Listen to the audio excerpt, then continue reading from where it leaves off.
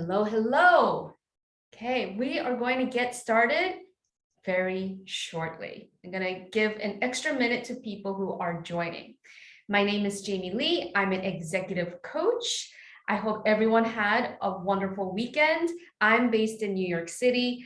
I have 10 years of experience teaching negotiation skills to women engineers, doctors, lawyers, nuclear scientists. I'm not kidding. And I have distilled the best of what I have learned into this training that I'm going to deliver to you today.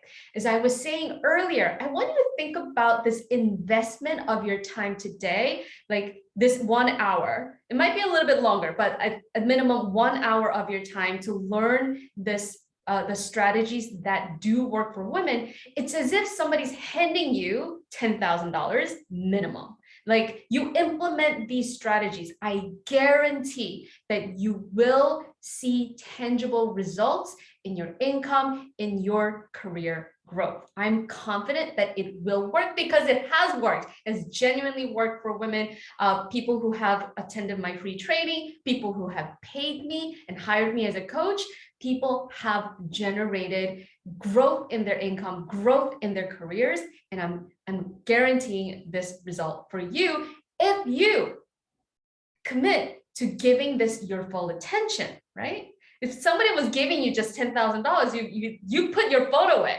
You would silence your email notifications. You would, I don't know, close your doors or do whatever you need to do to give this your full attention. So I want to give this opportunity, give this this minute before we get started to do exactly that. If you gotta put your phone away, like I have literally put it in a box so it's out of view, out of sight, so that it doesn't create distraction for you. If you need to turn off your email notifications, your Slack notifications, your Microsoft Teams notifications, this is the time.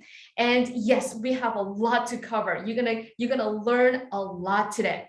And don't worry, do not be overwhelmed. It is being recorded. You will get the replay. And if you're somebody like me, you like to write everything down, you can take screen snapshots. You can take photos of the slides, so you know what you see, so that you don't have to copy verbatim. And also know that negotiation, like it's not like there's one method. Right? I'm going to share with you strategies, right? Principles that always do work, but how you implement that, you also get to exercise your judgment and your own wisdom. Okay, so don't worry about like, oh, I gotta say it exactly like this. Yes, I'm gonna tell you what to say, but don't worry so much about like, oh, I gotta write it all down, right? Because it's being recorded. You can take screen snapshots of the slides and we will do Q&A. Okay, so this is for you. If you are a mid-career woman, right? Maybe you've been in your career for 5, 10, 15 years, and you have a desire for growth. You're somebody who loves to get things done. You're somebody who is reliable. You're somebody who is resourceful. You love getting things done. And at the same time, you know that you have room for growth when it comes to your confidence. And you know that you can be more confident so that you can advocate for yourself. And if you advocated for yourself, you'd have even more confidence to take on larger projects, to manage a growing team, or to be an expert in your industry. Like you have a desire for growing yourself, not just professionally, not just income-wise, but personally. You know that when you are more confident in how you advocate and negotiate for yourself, it will have a ripple effect in other areas of your life. Imagine how that would impact how you show up as a mom, as a wife, as a girlfriend, as a partner, right? And at the same time, you're somebody, you don't want to play games. You don't want to play these like mind games when it comes to negotiating for your pay. You may be familiar with this concept of BATNA, best alternative to negotiated agreement. It's something that they teach you in MBA school, right? But sometimes it gets misconstrued by people when they think about, oh, I gotta negotiate for better pay. That means I gotta like make threats. I gotta make it look like I'm gonna leave and take another offer, right? You don't have to play those games to get better pay. You also don't have to play games that the other guys, I know the reason why I'm saying that is because many of you do work in male dominated industries, and you see those other guys, they're like jockeying for power and they seem to be playing these political games, and you're like, no, that doesn't work for me. I don't want that. Yeah. And if that's you, you've come to the right place at the right time. So here's what you can expect in this training. You're going to learn win-win negotiation strategies and proven communication tools that actually work for women. I have trained hundreds of women in my career, and I'm going to tell you the best and the most simple strategies that do work. And I'm also going to teach you 3 of the most common pitfalls that I have seen smart, competent women fall into over and over again, so that you can sidestep these pitfalls and get better paid, get promoted sooner rather than later. I'm also going to share with you truths, right? Truth bombs. I'm going to drop some truth bombs about your pay that nobody talks about.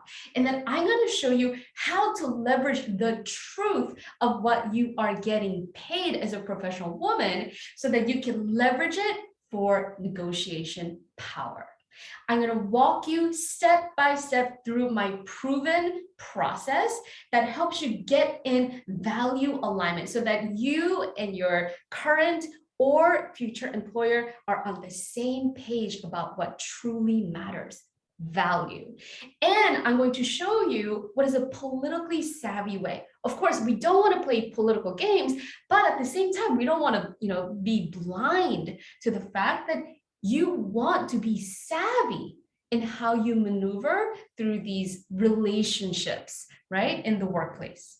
And I'm going to show you ways to get past no. I'm going to tell you how my clients have gotten no when they went for jobs and when they went for promotion, when they went for raises and they got no, but how they effectively got past it, got promoted, got better paid sooner rather than later.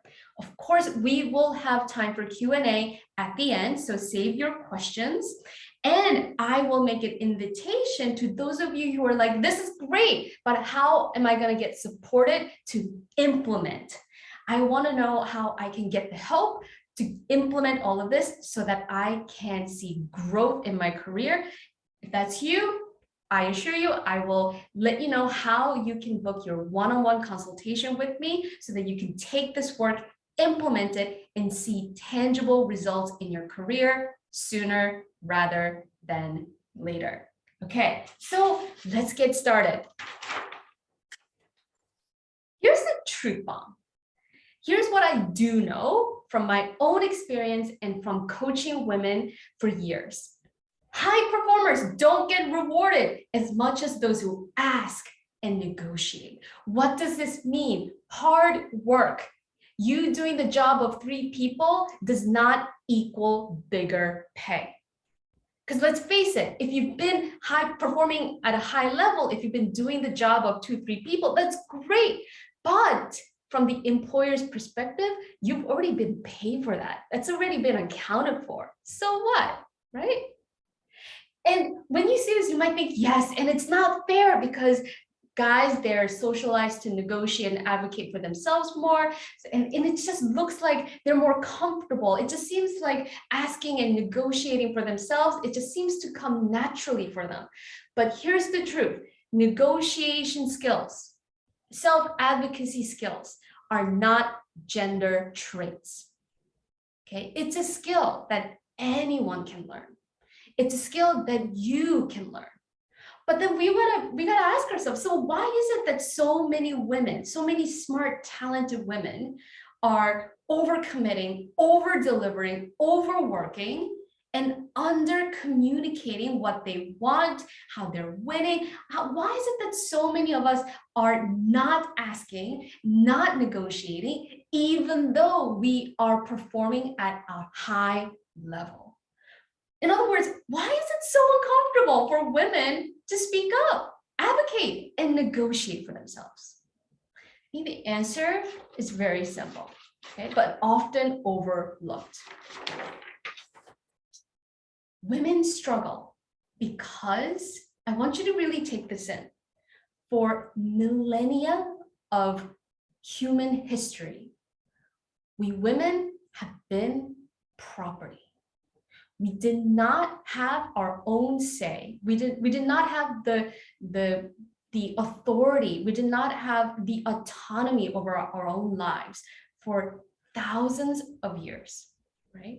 And when you think about the full context of human history, it's only been like the last couple of decades that women have been allowed into the workplace, right? And so, yes, it is 2022, and we want the gender wage gap to be closed sooner rather than later. We want the leadership gap to be closed sooner rather than later. But the reality is, there's been millennia, thousands and thousands of years where women have been socialized to think that our value, our worth, is based on us taking care of other people, right? So we need to prioritize others ahead of ourselves. And this is something that many of us still think, right? Many of us still like, yeah, I mean, oh, I shouldn't be so selfish. I shouldn't be so greedy. I need to prioritize other people. I need to prioritize my husband's needs, or my spouse's need, or my partner's needs, or my children's needs, that they come first, or other people in my industry, other people in my team, other people in my company, they need to come first. And so then, of course, speaking up and negotiating for ourselves feels foreign, feels almost alien, feels like almost like going against who we are. But it's not truth. It's just how we've been socialized due to patriarchal conditioning. In addition to that, women, so many of us are highly educated, right? I've had 17 years of schooling in the most formative years of my brain's development. And I read that Black women, women of color, are the most educated people in America, right? And what do we learn in school? What do we learn? We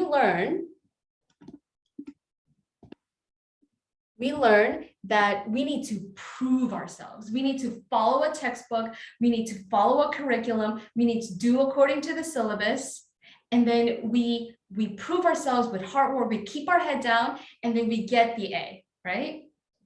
And of course, we carry this mindset into the workplace because it was so successful in getting us the recognition, the validation, the A in school. Like I used to be a straight A student, right? And so when I brought this mindset to the workplace, I noticed, wow, why isn't it working? Why do I feel so stuck and frustrated? Why do I feel like I'm not making progress? It's because the student mindset does not serve us in our careers. And so combination of socialization, millennia of patriarchal conditioning, how our education system conditioned our brains to think, all of this has been like input into our brain. So this becomes our default programming. Like it's not software that we intentionally chose to put into our brain, the hardware, the computer, the supercomputer, but now it's in there. And what happens is when we think about, oh, I want to make more money, I want to get promoted, right? The fear of getting no, it feels like death. The primitive part of brain has been programmed with this sort of thinking. And so then, of course, it feels almost like a threat to our survival. And at the same time, I want to say it makes sense. Because again, remember, for millennia, women had been property. We did not have a say. We did not have the ability to make money on our own. And especially for women of color in the United States, you speaking up and you getting like cut down. I mean, that was not a joke. That was not a figure of speech. It was literal, right? Our survival was once upon a time at risk, except our brain doesn't know that is no longer the case in our careers. We're just having a conversation. We're just saying, we're just, articulating the value of our accomplishments and the value that we're going to bring and how, we want to be compensated, right? But our brain, a part of our brain doesn't know that. That's why we feel anxious when we negotiate. It's understandable. And it also means that you can do something about it. But what happens? What happens when we don't realize that we can do something about it? That even with this patriarchal conditioning, that we have the resources to be resilient and make new choices in how we think and how we react in negotiation. What happens? Here are the 3 most common pitfalls that I have seen over and over again in hundreds of smart, competent women. Because our brains are wired for social connection, and because we have been socialized to think that we're supposed to take care of other people, we often fall into comfort fallacy. Comfort fallacy is one, assuming that everyone should feel okay, everyone should feel comfortable, even when I speak up and ask for what I want, right? But of course, you don't feel comfortable because of everything that we just talked about. And so when you think everyone, including me, I should feel comfortable, everyone else should feel comfortable, no one should ever feel anything less than just comfort, of course, we avoid speaking up. Of course, we avoid advocating for ourselves. Let's notice comfort is not what creates confidence. Comfort is not what creates change. Comfort is not what leads to growth. But because of our brain, we like to think so. Our brains like to think so. And when we're like, oh yeah, I should just feel comfortable. Everyone else should feel comfortable. We don't have the conversation. And this often comes with tiara syndrome. Tiara syndrome is when you think that you should just keep your head down, do good work, and expect someone to reward you with a tiara, like a Disney fairy tale princess, right? Those ladies, like especially in the early 20th century Disney fairy tales, if you grew up in the 90s and the 80s like I did, you know what I'm talking about. Like think about Beauty and the Beast and Little Mermaid, right? Those ladies, Little Mermaid was, I think at one point in the story, she's literally mute, right? We don't ruffle feathers, make waves, and speak up and advocate for our value. We just keep our head down, be good, quiet girls who take up as little space as possible, and some authority figure, benign, omnipotent, omniscient, is going to reward you because you're so inherently good. It doesn't happen that way. Right? Think about Beyonce. Is Beyonce waiting for somebody to put a crown on her head? No, she's not. She puts her own crown on, right? And I think of self-advocacy the same way. When you advocate for what you want, when you speak up and negotiate for what you want, it is putting your own crown on and saying, no, I am the sovereign in my life. Yeah? I get to choose. I get to decide. I'm in control. But when you don't, that's when you accommodate everyone else. It's like, can you do this? Can you do that? Can you stay late? Can you do this extra work? Right? Because you're like, I gotta be a good girl, and they'll just know, and they'll reward me with a recognition, promotion raise. It never arrives. Been there, I've done that. Yeah. And here's another thing that happens because of the student mindset. So many of us, especially really driven women, like we think holding up this perfectionist fantasy of like, I got to do everything right. I got to do it exactly like the most successful people. And if I don't do anything that is less than perfect, I'm failing. It's not good. If it's not an A+, it's an F. Right? And we engage in this perfectionist fantasy and we hold it and we use it against us because now we're beating ourselves up. And when we beat ourselves up, we slow our progress down. We don't take action. We don't speak up. We don't advocate. We don't negotiate. And sometimes what I've seen perfectionists do is at this first sign of pushback, they give up, they concede, right? And so this can become this cycle that repeats itself over and over again. Beating yourself up because you're not anything less than A+, avoiding conversation because you think everyone should comfortable, everyone, including me, should feel comfortable, but comfort never arrives. Perfection never arrives, comfort never arrives. And the tiara, if you wait for somebody else to reward you with that recognition, raise, and promotion, that never arrives either. So what happens as a result of this? If you don't get out, if you don't step out of this pitfall that keeps repeating itself, right? Here's what happens. You end up saying, I don't know how to negotiate for myself. I don't know how to advocate for myself. Yeah, of course. And you fall into this myth, this lie, okay, that your pay is like the slice that you're getting, but it's really not in your control. It's what other people think. Your boss, your colleague, your stakeholders, and circumstances beyond your control are applying this downward pressure on what you make, right? And so then, of course, you don't advocate, you don't communicate your wins, you don't communicate what you want, you accrue self-advocacy debt, meaning that you are under-earning your potential or under-earning what you want because you're not speaking up. And you feel frustrated, you feel resentful, and it often leads to burnout too, because you feel like this is beyond your control. It's more than just pay. It's like, I'm not in control of my career. But here's the thing, here's the truth that we want to regulate, right? I mean, it's already written here, but I just want to make it abundantly clear. These are all versions of lies. Fallacy is a lie. Syndrome, lie. Fantasy, lie. Here's the truth that actually get my clients taking action, getting promoted, getting better paid. They don't wait for comfort, they generate courage. They don't wait for somebody else to place a crown on their head, they put their own crown on. Yeah, they don't wait for perfectionism. They're willing to negotiate and advocate for themselves messy. If it feels messy, if it feels awkward, you're doing it right. Of course it does. Of course it does. Yeah. Okay.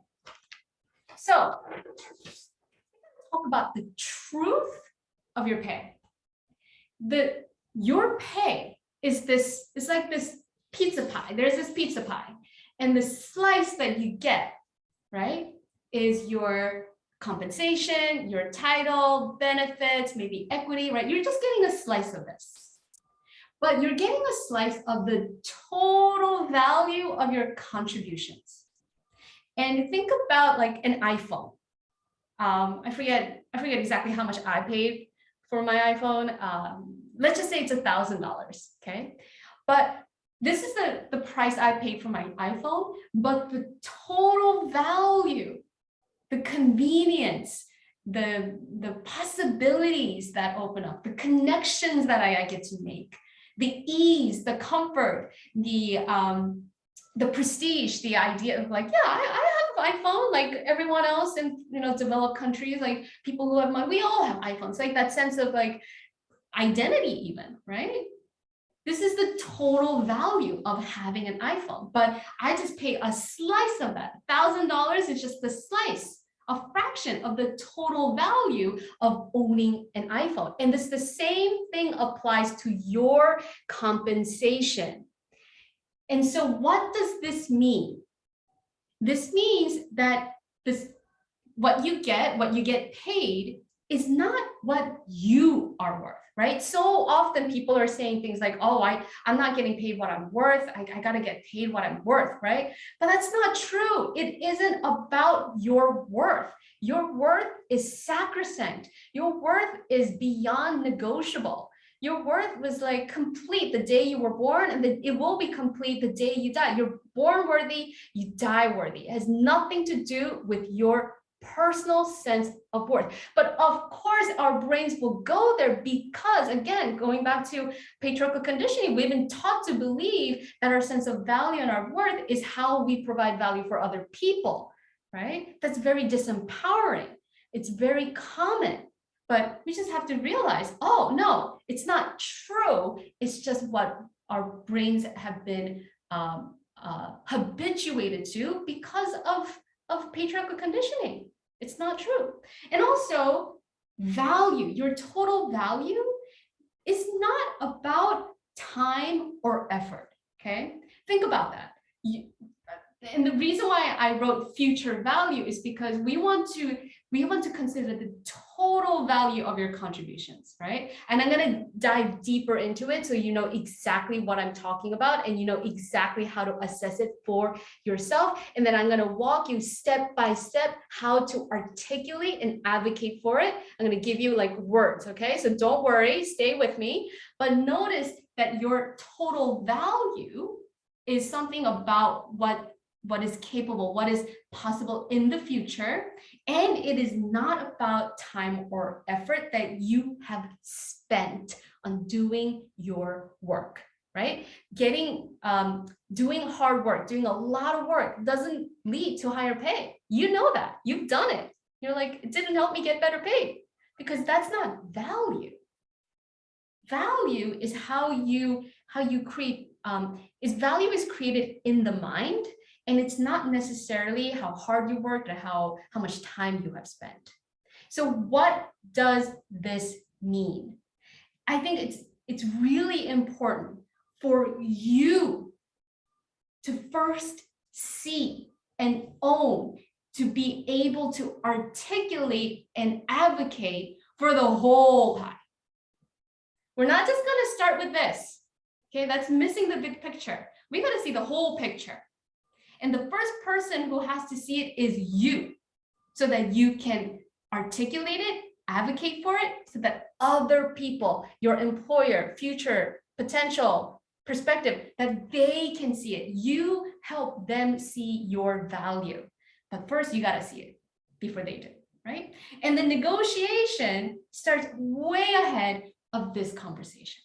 So many people come to me, they're like, oh, I got to negotiate my job offer. I got to make a decision. I got to tell them something by tomorrow. Okay, but I just want you to know it's not too late, but the negotiation is already in progress because we don't haggle over a slice of the pie. We want to have a discussion around the whole pie.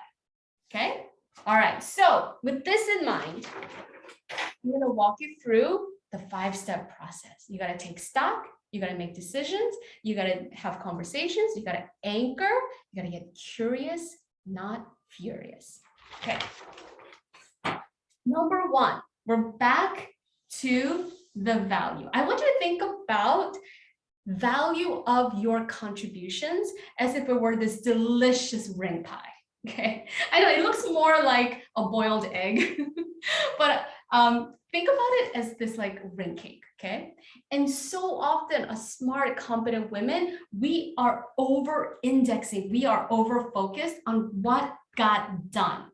Just this, like half of this little pill, right? And then we're always thinking and worrying about what hasn't gotten done because we feel like our value is like, there's this like sense of immediacy, this urgency. I gotta do more because we are socialized in a capitalist society where we're conditioned to think that our value is in being productive. Not always true, okay? Not always true.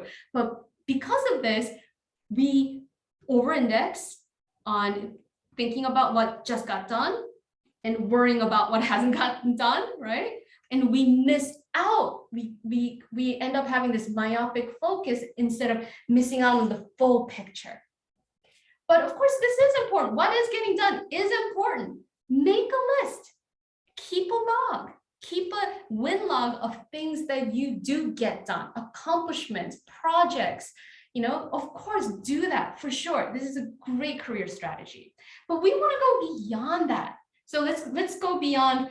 Again, it does kind of look like an egg. So let's think about this egg yolk, right? We want to see the whole egg yolk. We want to think about what is the beyond benefit of your contributions. Beyond just what got done, how does it benefit your organization, your team? What becomes possible? Like so often we're not thinking about what becomes possible. We're just thinking about what else do I have to get done, right? So you want to think about what is the beyond benefit of that so you can assess the impact of your contributions. From there, we want to step again further. Now that this work is done, what else becomes possible? Let's think about a software engineer example. I fixed the bug, immediate, done. I feel great, awesome. But you also want to think about, okay, what else becomes possible? What becomes possible now? What becomes possible on-time product launch, on time within budget? That's highly valuable, right? But don't stop there. What else becomes possible in the future? Your organization will be able to advertise and draw in new customers by promising on-time projects, on-time error-free projects. That's tremendous value, right? There is potential, bigger potential that you are bringing to the table. So you want to take stock of your contributions, think about the impact of that, not just from your perspective, but from the perspective of the employer, your clients, stakeholders. And then from there, ask yourself what else becomes possible to be able to articulate the potential, the future potential. Remember, the slice of the pie, the whole pie is about future value. And a key thing that you want to also be asking yourself is, what do I want to be doing? How do I want to be growing myself? Right? What is the future potential I want to actualize? And that's why the second step is so important. You gotta make decisions for the future that you want. You're here right now. And in the future, let's say 2023, 2024, 2025, right? You are maybe you're a director or manager now, and you want to become senior director, VP in the future. You're making 150K, you want to make 200K, yeah? And you want to ask yourself, who is that future self? Who is that fabulous woman in the future? And how does she achieve it? How does she overcome the obstacles? Okay. And the reason why you want to think about who am I becoming, right? Ahead of thinking about like, what do I say and how do I get past no, is because your future self becomes your North Star. This is going to be a journey. It's not linear. We're not in school anymore. It's not just like lockstep and then you get what you want. Like there will be obstacles, there will be life happening, there will be unexpected things that you will have to maneuver through. But when you get clear on who this fabulous future self is, she becomes your North Star. And when you have a North Star, even when you feel like you're meandering in the forest and not quite getting to where you want to go yet, you're not really lost because you see the North Star. Okay. And this informs your leadership style. This informs your communication style. This informs how you prioritize and make decisions for what you will ask for in the near term. Okay. My MO is that as I get older, I get hotter, wealthier, and healthier. And so I want you to think about, yes, my future self, she's also wealthier, she's more competent, she's more skilled, she's got more gravitas, right?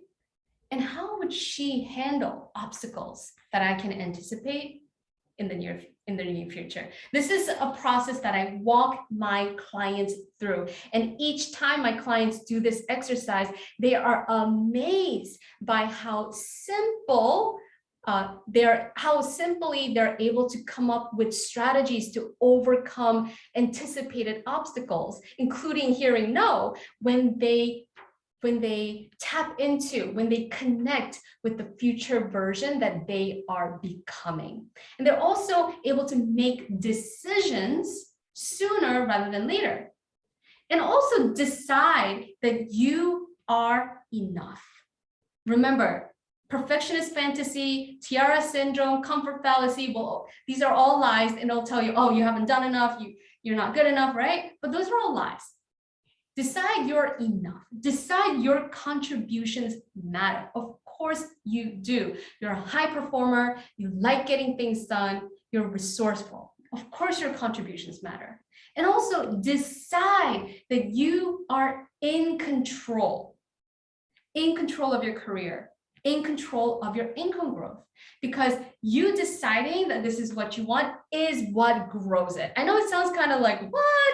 But I tell you, in my coaching practice, as soon as my clients own the decision that they want a different job, or they want a promotion, or they want to make more money, as soon as they make that decision, they're able to make it a reality. This happened to one of my clients who was sort of like on the fence, like, do I want to stay in this job? Do I want to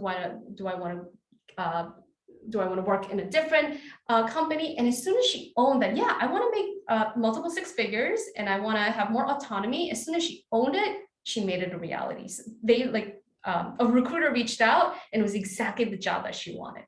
Your decisions unlock power. Your decision is what is going to help grow your pay.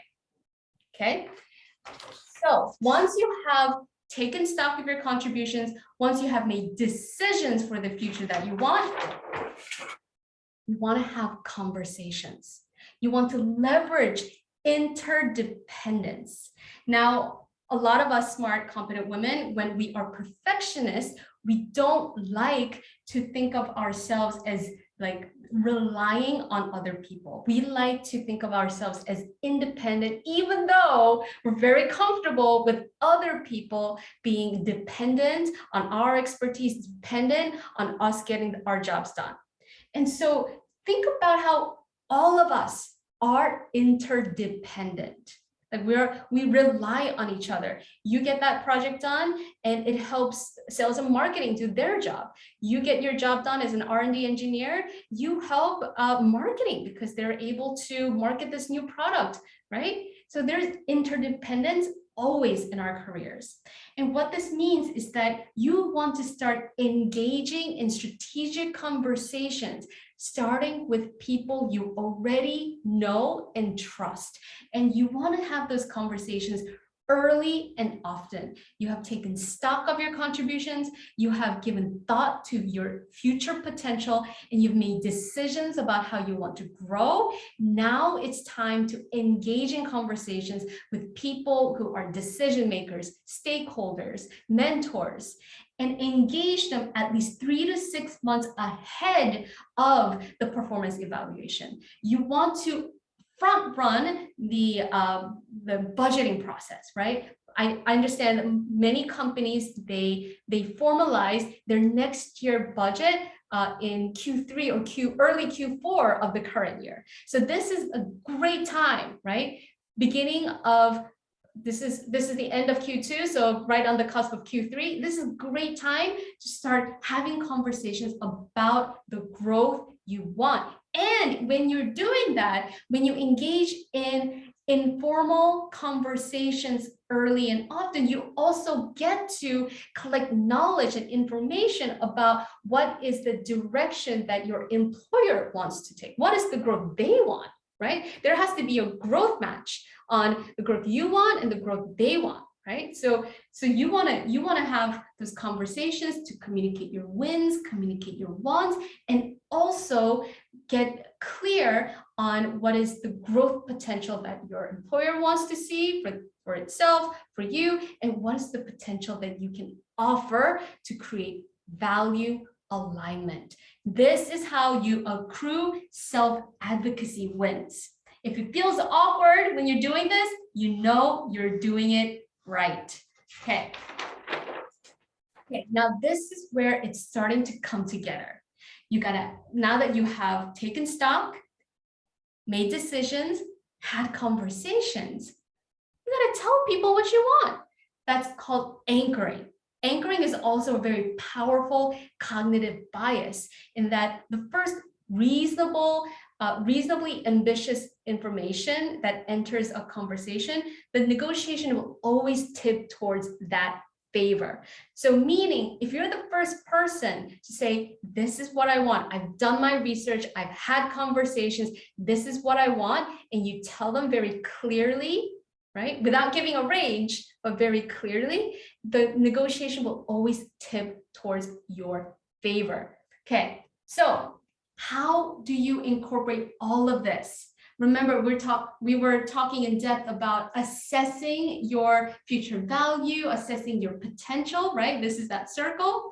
And we also talked about you engaging in conversations, strategic conversations, to better understand what is the employer's desired goal.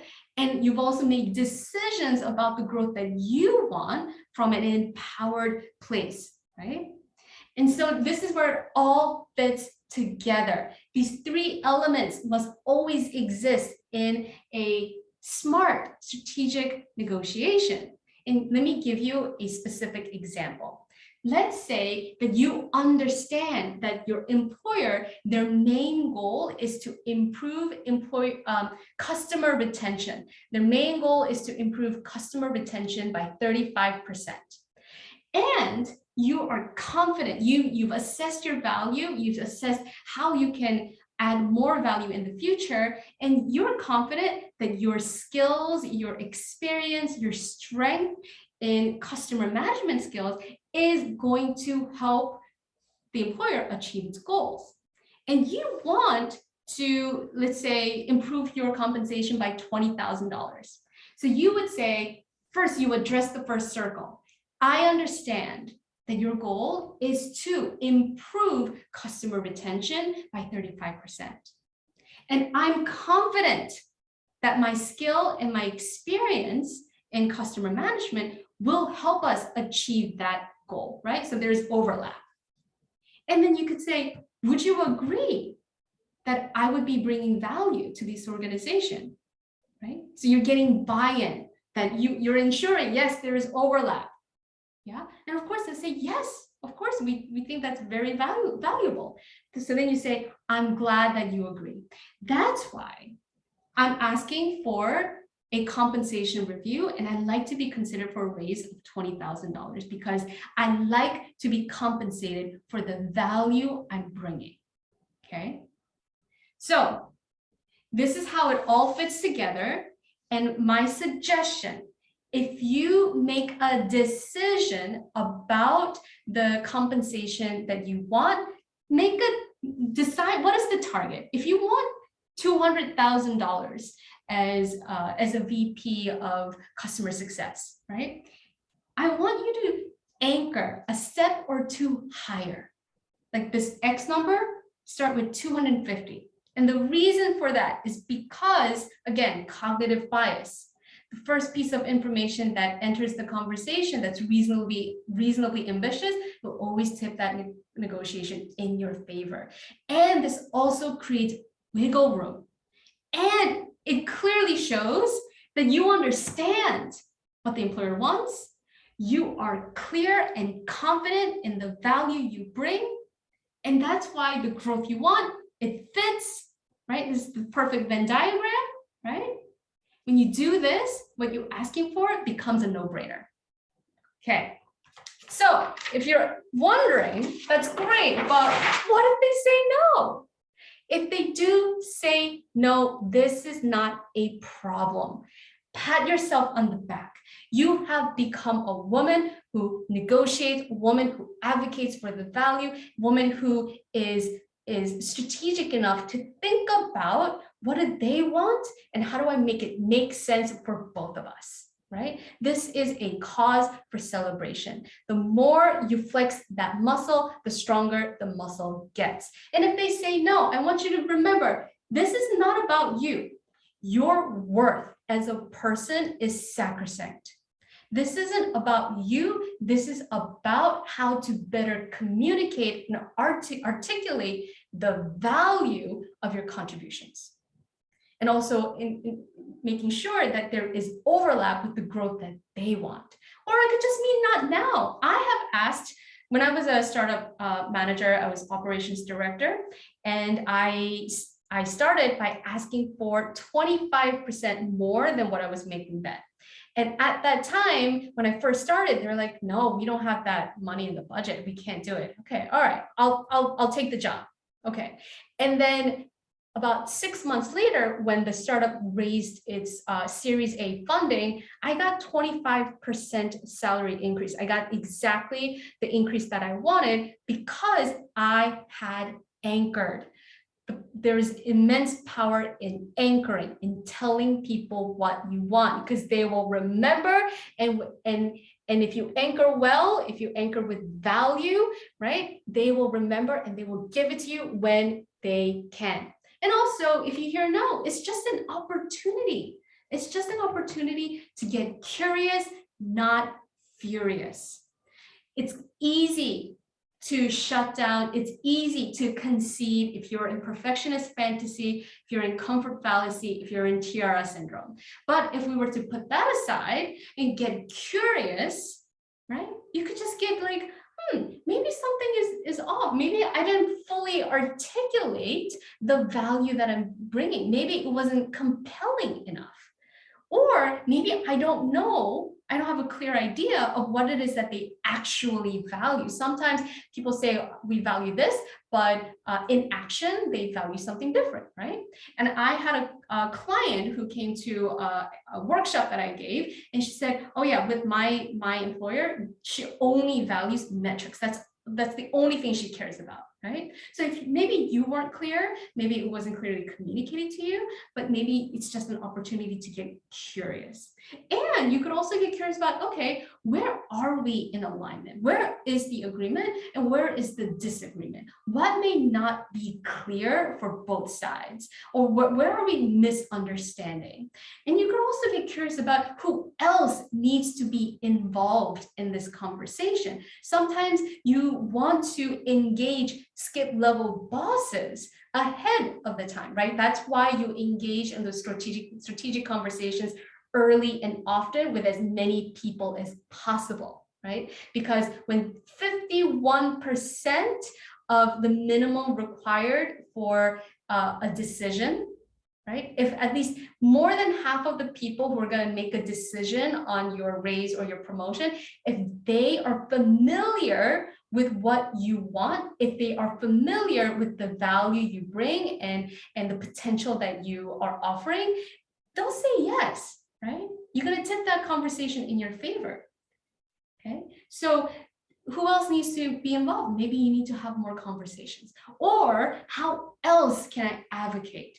Maybe there's an opportunity to go around, go through, go under, go above. We don't know. How else can we advocate instead of giving up, just getting curious with it? And also you could ask yourself, is this a fit? Is this truly a fit for both sides? Maybe it isn't. I had a client who went for a job. She was turned down. And instead of giving up, she just got curious. She got curious and she met with the hiring manager and had just a curious conversation, open conversation. And then the hiring manager was like, well, you know, you're somebody who would be really great to work with. Would you like a job here? And she said, oh, actually, I was turned down by the recruiter. And so the hiring manager said, you know what, maybe we could have another interview. Yeah. And that's how she got the job, got promoted, and better paid. And I have another client who was also who got pushback that she wasn't technical enough. She was a software engineer, and instead of giving up, she got curious about, you know, what if there is some unconscious bias at play, right? What do they actually value? She asked this question, and where are we agreeing, not agreeing? Yeah. And instead of getting furious and taking the pushback as personal, she just re-engaged in a curious and open conversation with the manager. And she brought up, hey, this is the evidence that I have that I am technical.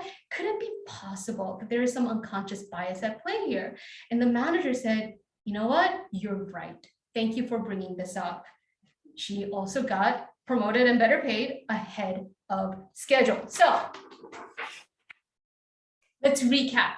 This process works. When you take stock of your contributions, you unbias yourself from the conditioning that we've all been exposed to. And when you take stock, you're able to articulate your value more compellingly. And when you make decisions for what you want, you activate your self-confidence. When you engage in conversations early and often with as many people as possible about the value you bring and about the decision that you've made, even if it is just a directional conversation, right? Even if it is just like, I think I want to move in this direction. What are your thoughts about it? That is how you build your reputation, you build your knowledge, you create opportunities for growth.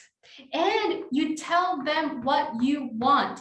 And this is how you flex your negotiation muscle as a leader, right? You're telling them, hey, I understand this is what you want. This is the value I'm bringing, and this is the growth that I want. So that you are showing up as a leader inside that negotiation conversation. And when you get curious, not furious, you can get past no and achieve results faster than you think is possible. So this is the immediate benefit of this process. But I also want you to consider what becomes possible beyond the immediate, okay? $2 million, 60,000 hours.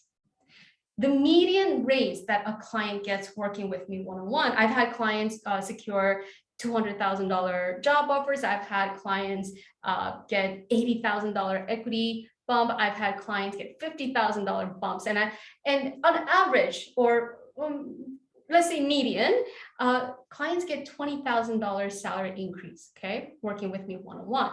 And then think about what is the lifetime value of that. Right? You incrementally grow your income year over year because usually your income grows a percentage of your salary year after year. And so if you think about what is the value of that over like a decade or 2 decades of working in your career, that can add up to $2 million. What will you do with $2 additional $1 million in your lifetime? And what will you do with 60,000 additional hours? Because when you implement this process, you get clear on your priorities. And when you get clear on your priorities, you know what to say no to. You know how to delegate, because delegation is a negotiation skill. And when you do that, you go from working 60 hours to 40 hours, which is exactly what one of my clients did. So not only do you get promoted and better paid, you grow your confidence, you grow your clarity, you're clear on your priorities. And so then you have more time in your control, more of your life in your control. And of course, this improves the quality of your life, because when you're more confident, think about it, when you're more confident negotiating for yourself, negotiating for pay, negotiating in the boardroom, that translates to confidence to negotiate for yourself in the bedroom too, or in your personal life, with your family, with your children, with your spouse. And when you do that, you bring your elevated presence, your leadership presence to the workplace. When you make decisions, when you know how to engage in strategic conversations, when you know how to frame for value for what you're asking for, you're more effective, you're more influential. And this creates a positive ripple effect on your family, on other women or women who are looking to you for an example of what's possible, and for the community at large.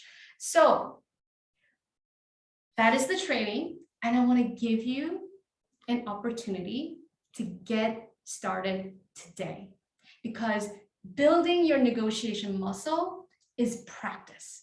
It takes time to build your muscle. Like, think about it, like Madonna, buff Madonna arms, right? She did not get to those buff Madonna arms overnight. It took practice, it took skill, it took consistent application of the process of this over and over and over again. It translates, it shows up not just in your promotion and in your income, it shows up in a higher quality of life. You're going to be more confident as a professional, as a manager, as an executive. You're going to be more confident speaking up and asking for what you want in a Zoom meeting with an executive sponsor, in your home life when you have to divide and conquer, child raising responsibilities. And you're going to reap the effect of this for the rest of your career, rest of your life.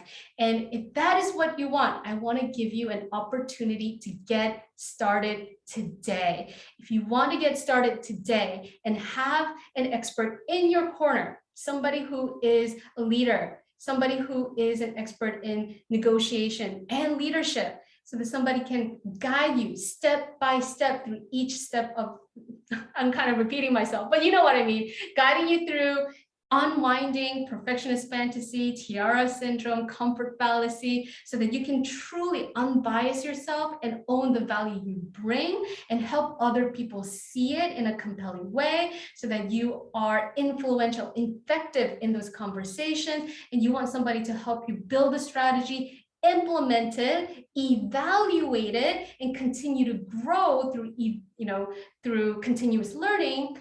I have built my one-on-one coaching practice for you. And this, before we get started, I invite you to book your free consultation with me.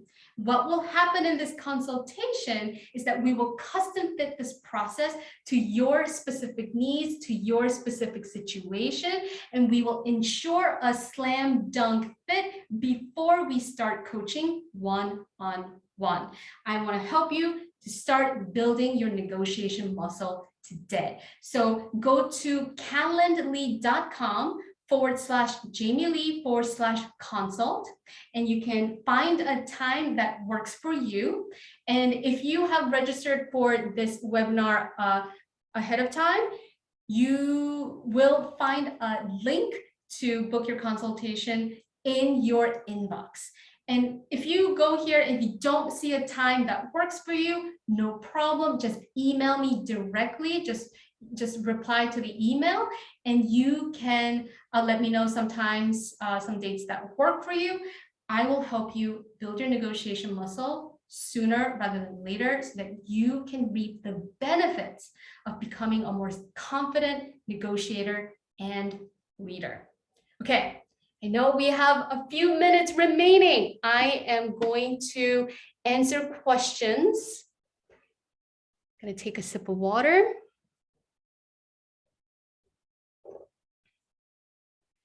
If you have questions, you can type it into the Q&A box. Okay, so Anonymous asks, what happens when we do have a say, but it is not heard by men in power?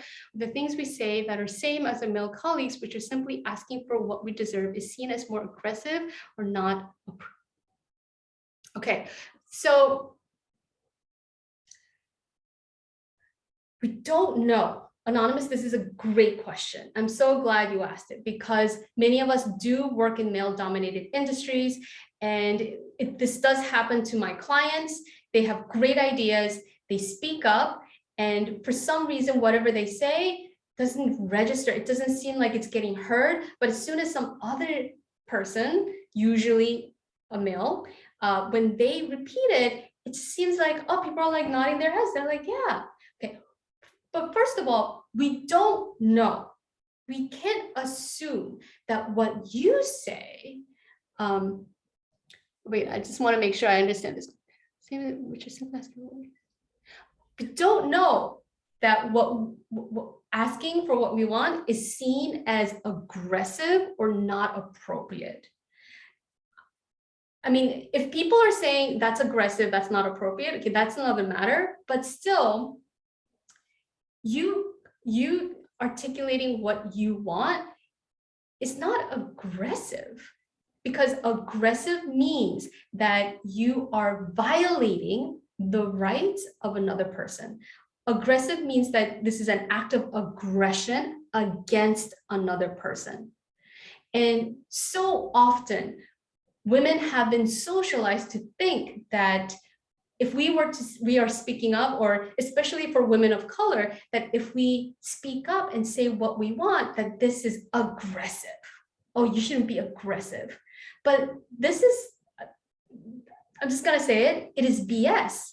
Because you speaking up and asking for what you want, that's not aggression, that is just being assertive. There is a key difference. Aggression is an act of violence against another person. Assertive is just standing your ground and saying what you want. Okay, so it is not aggressive, it is assertive. And who gets to decide whether what you asking for what you want is appropriate or not? Who are the people who make these rules that it's not appropriate for a woman to negotiate and advocate for what she wants? Who are those people? And if they're saying that it's not appropriate for you to be articulating what you want, you also want to be asking yourself, maybe, is this a fit, right? But before we go there, I just want to, there is a key difference, again, between people saying these things and also you thinking that it's aggressive or inappropriate. Like, are we assuming that only because we've been socialized? So many people have said to women, especially women of color, oh, don't be aggressive, don't be inappropriate. Yeah, have we internalized that? And if we have, we just want to like question that for a second and ask ourselves, like, how often are we policing ourselves? Are we editing ourselves? Are we holding ourselves back out of fear that somebody might have a thought about us for like 5 seconds? I coached a client who was afraid to, articulate what she wants, because she's like, oh, what if my sister thinks I'm greedy? And she might think it for like 5 seconds, but so what? Who cares? The work of, making decisions for yourself, the work of advocating for what you want, the work of, championing for your value is about like you deciding for yourself who you are.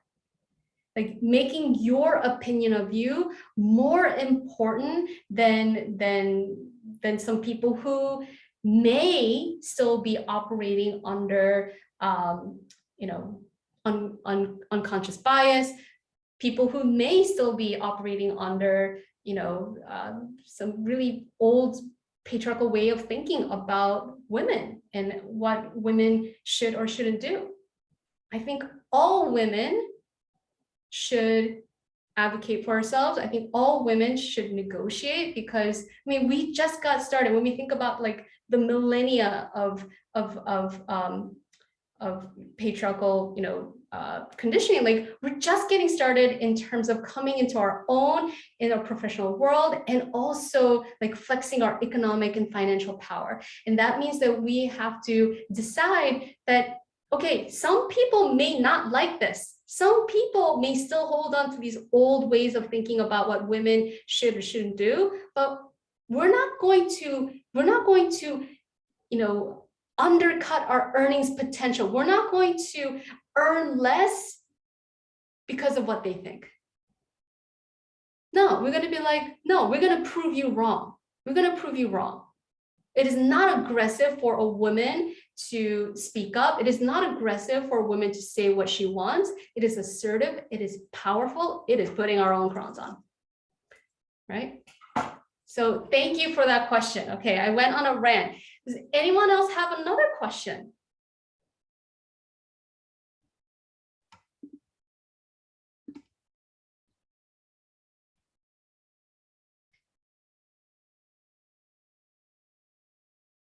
If you have another question, you can put it into the Q&A box.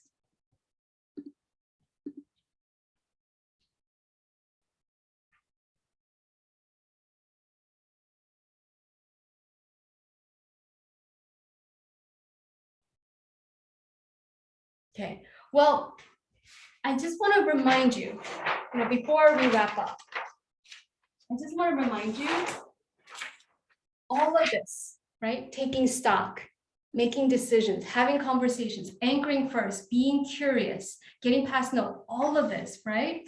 What this takes is a willingness to look forward into the future and think about all of the conditioning that we're coming from.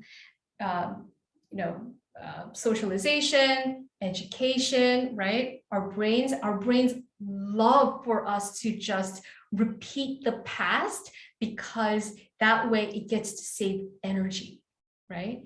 And that's why when you think about your income growth, it's so easy to fall into the trap of only thinking about, oh, I've made so much in the past, so I probably can only make just the incremental more, right? That's past focused thinking. We want to intentionally take our brains and our career conversations forward into the future. And yes, this takes energy. Yes, it can be uncomfortable, but it is so worth it because, listen, this is what's at stake. This is what's at stake. You earning $2 million more in your lifetime.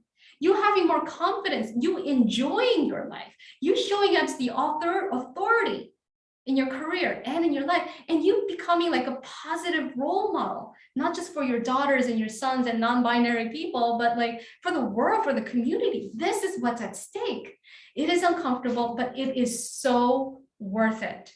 So worth it. And if that's what you want, I'm here to help. And so if you're a mid-career woman and you want to get promoted and better paid, you want to override the brain, you want to overcome socialization that has taught women to be quiet, to be small, to earn less and do more, listen, book this consultation with me. I'm going to help you. I'm going to show you how to custom fit this process to your specific situation so you know what to do and when to create tangible results that you want in your career. Okay. Okay. So if somebody says it's also a concern that if negotiation doesn't work, there could be a backlash for it. For sure, you're right. Yes, there is sometimes gender blowback that if you negotiate not well, if you don't negotiate in a thoughtful, strategic way, there could be backlash. For sure. This is why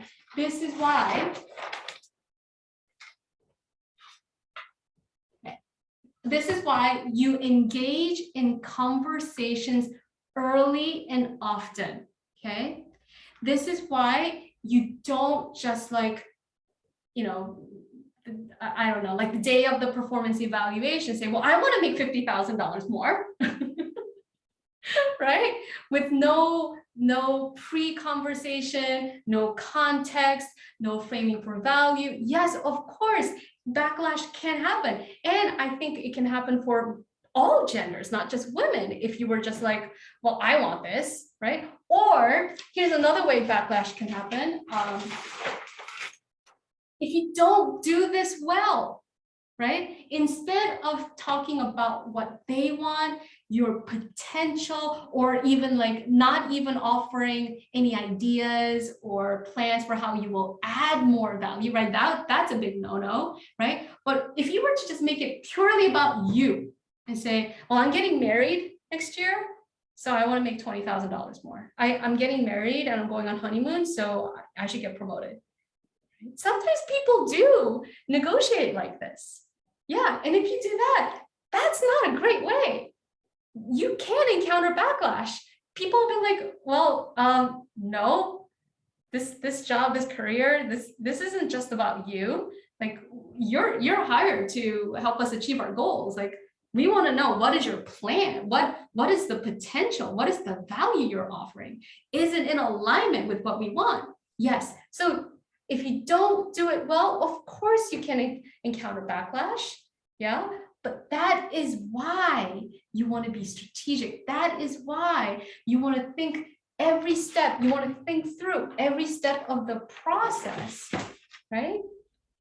So that you're clear on the value you bring and you ensure that there is alignment with with what your employer wants. And this, when you do it well, this becomes a no-brainer because you've already gotten clear, you've made decisions, you've engaged in conversations ahead of time so that it's not like a big surprise, right? This is why I walk my clients through this process of being prepared ahead of time and having pre-negotiations before the negotiation. By the time you go to your boss, is no surprise, no brainer, because you've been talking about it and you've been getting buy-in ahead of time.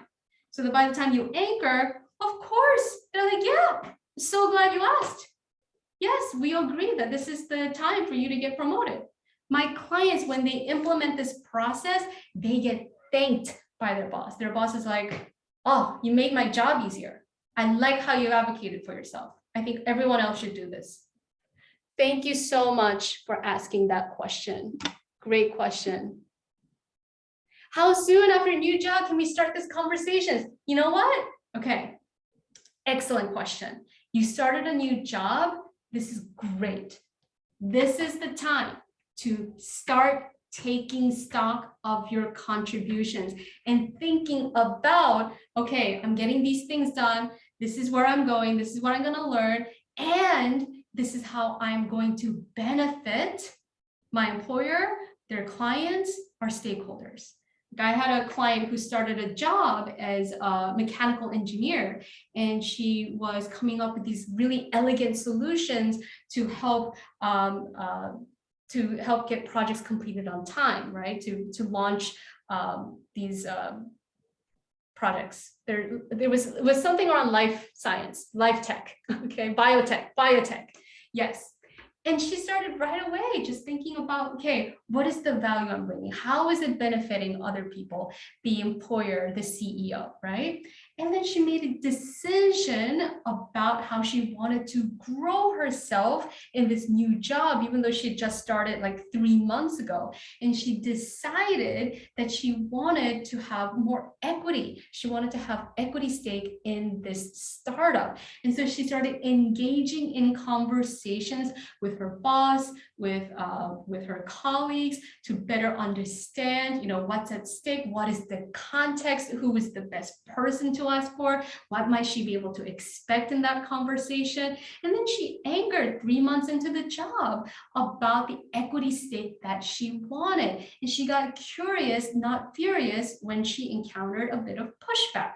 So how soon after a new job? Like this process, I want you to consider like right here, 1, 2, and 3 is an ongoing process that you want to be employing throughout your career, regardless of when you started and when you end, because you want to be clear. This is how you generate confidence. This is how you move your career forward, because we all are interdependent. Okay, and how you do this and how you do this and how you do this will set you up for this, so that by the time you ask for what you want, you ask for a raise or more equity, it becomes a no-brainer. And so also in the process, you want to get curious about how can I add more value? What is going to be the best way to make my case most compelling for my employer? Okay, so great question. My answer: get started on this right away, right? Maybe it isn't the, you know, if you just started like last week, next week probably won't be the best time to be like, I want to make $30,000 more, right? But you build yourself up to it and you do this strategically, this becomes a no-brainer. Okay, excellent question. Love it. So again, you started a new job, you want to have more confidence in how you advocate for yourself. And I want you to consider that, you know, negotiation skill, it's not just about your salary. You negotiate every day, every aspect of your career. I have clients who got promoted within a male-dominated company. They're doing like executive level work, and now they're negotiating for resource allocation. Now they're negotiating for their direct reports time. They're negotiating who reports to whom and how a project gets done, right? Negotiation skills are leadership skills. And so if you want help to build your confidence in articulating your value, making a case for what you want, standing your ground, painting a vision for future success so that you become a more confident leader who generates results in your career, right? And you do it while earning good money, while providing for your family. If that's what you want, I invite you to book your consultation with me today. I have experience teaching negotiation for 10 years and helping women, smart, competent women, grow their careers, grow their income, grow their impact for the past 5 years. Okay, does anyone have any other questions?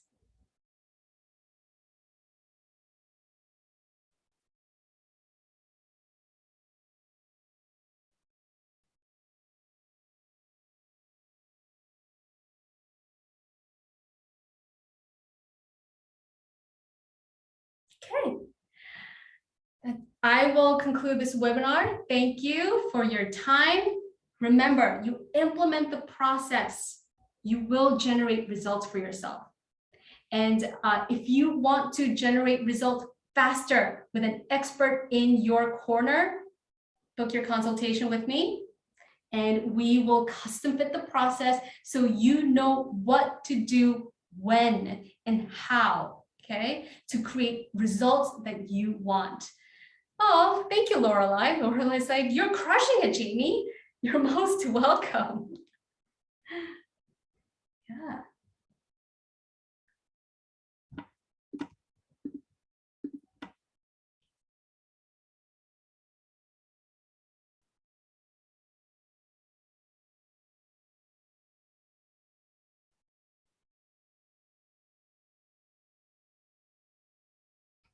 Okay.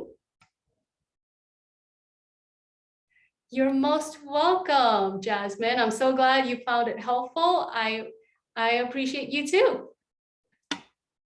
Okay. Talk to you soon. Bye.